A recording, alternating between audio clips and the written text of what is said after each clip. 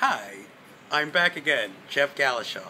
Of course I'm Jeff Gallashaw. Who else would I be? I know I have a passing resemblance to Jake Gyllenhaal, but still, unfortunately, no, it's me, Jeff Gallashaw. And I'm here with another episode of Rough Cuts. This unfinished business presents Rough Cuts, excuse me. And this week we're going to be talking about the film Sleepwalk with Me, which is written, directed, and stars Mike Brigabala. I'm sorry if I get the name wrong, but he is a well-known stand-up comic, and this is the film version of his one-man show, which is pretty much about, he has a sleepwalking condition, which, causes him to sleepwalk, sleep talk, and have vivid dreams where, he pretty much acts them out only, live and in person. He thinks he's in some weird fantasy, but he's actually just in his apartment or his hotel room.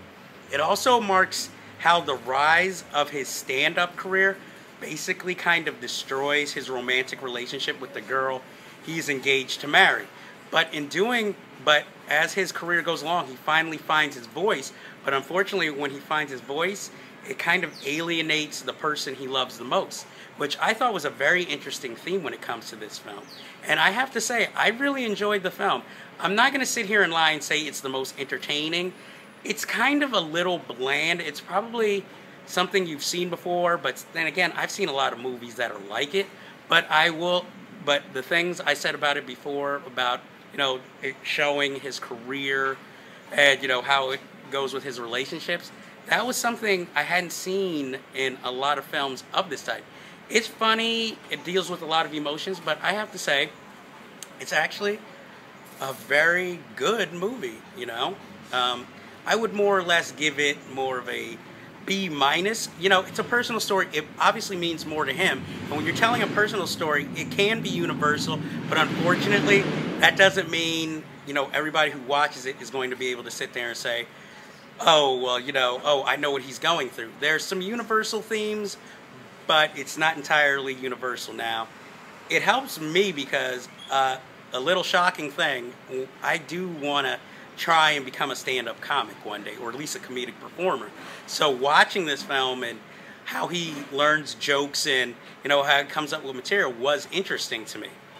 And it really shows or makes you question, what's the difference between stand-up and what's the difference between a one-man show? Because essentially, you're on a stage in front of an audience for an hour, and it's just you talking, or I guess you acting or playing a persona, and, trying to get engaged with the audience. But I guess, more or less, when it's stand-up, it's 5 minutes to 30 minutes, and it's just supposed to be joke after joke after joke, and maybe trying to get them to like you. When it's a one-man show, it can be more dramatic. It has to be entertaining, it can be funny, but it can also be dramatic, very emotional.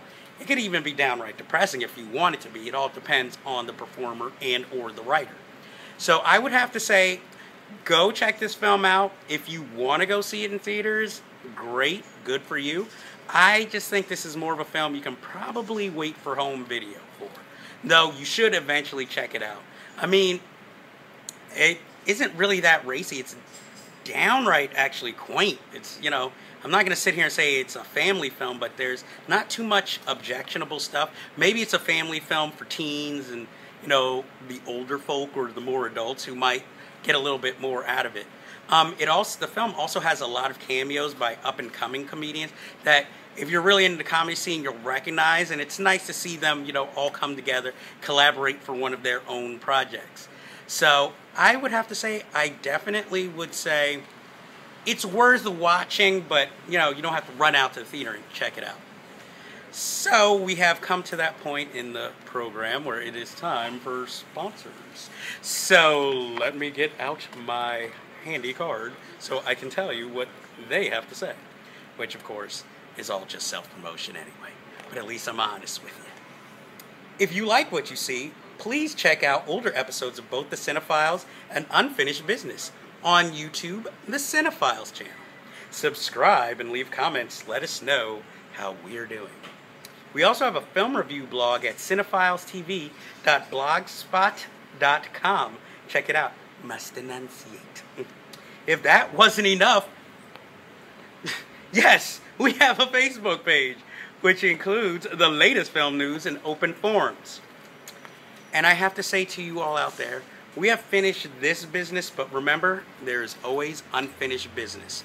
But first, before we go, have you seen In the Company of Men? If not, why not? Because it's fucking awesome. I will leave you now. This episode is over, but until next time, I'll see you. Live long and prosper, and enjoy good cinema.